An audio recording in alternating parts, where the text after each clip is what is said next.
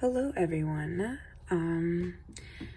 I decided to pick a pretty prominent issue, at least in 2020 to 2021, which is the way police react to minorities, especially Black people or a movement for Black people, compared to when white people, again, majority white people, protest or just something that doesn't have to do with minority rights. Since the murder of George Floyd, Black Lives Matter protests have become more and more prominent, which is great. Here is a quite large one. It's completely peaceful. I am sorry it's a bit blurry, but you can see dozens and dozens, probably hundreds of heads. Mainly they are sitting or kneeling and holding signs and flags. Next, you can see the protesters are still being peaceful, but here come the police with shields, bulletproof vests, and guns. So that's always really nice to see. Many studies have found that between 93 to 97% of Black Lives Matter protests have been completely peaceful, and for that few percent that were not, it's estimated around half of the non-peaceful protests started due to the police instigating.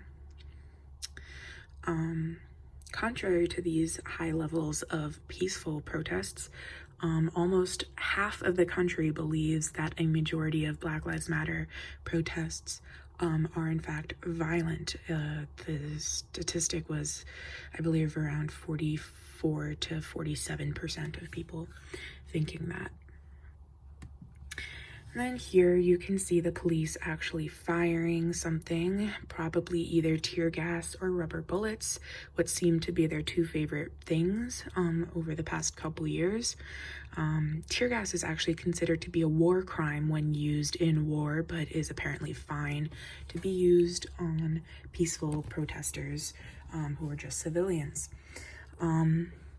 Rubber bullets are actually not meant to hit people directly because they're incredibly harmful, can break bones, make you lose eyes, open skin, cause severe bruising, among a list of other things that are not safe. They are, I guess, better than actual bullets, but they are not like Nerf guns, and they still very much hurt. They're actually not intended to be hit. They're intended to be directed at people, but at the ground or something to scare people away. There were many injuries due to rubber bullets and tear gas over the past year and a half. Here you can see police chasing down some people that are running away and spraying them with something. Could be pepper spray, something of the sort. They are ducking and running away, and they are chasing after them. And then again here, the police in a thick fog of tear gas smoke. Full riot gear, again, towards peaceful protesters. Now here is a protest of anti-maskers. It is mostly white. As you can see, they're not wearing masks, and these two gentlemen seem to be armed with quite large guns and bulletproof vests, only these are civilians, and who knows if they actually are legally owning of those firearms or not. I don't know where exactly this picture is from and whether it is even legal to open carry, but there are no cops in this picture, and they probably don't care too much. Moving on, here's the infamous storming of the Capitol. And over here, you can actually see the police running away and into the building. This may be to attempt to stop them. I'm not entirely sure how running into the place they're trying to break into will help, but they're running away. They do not seem to have any large guns or shields or riot gear when these are the people trying to come in.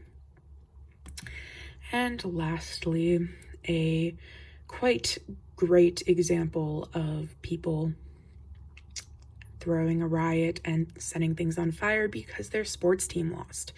Again, cops don't seem to be anywhere in sight. People are just watching as these folk light a large bonfire in the middle of the street.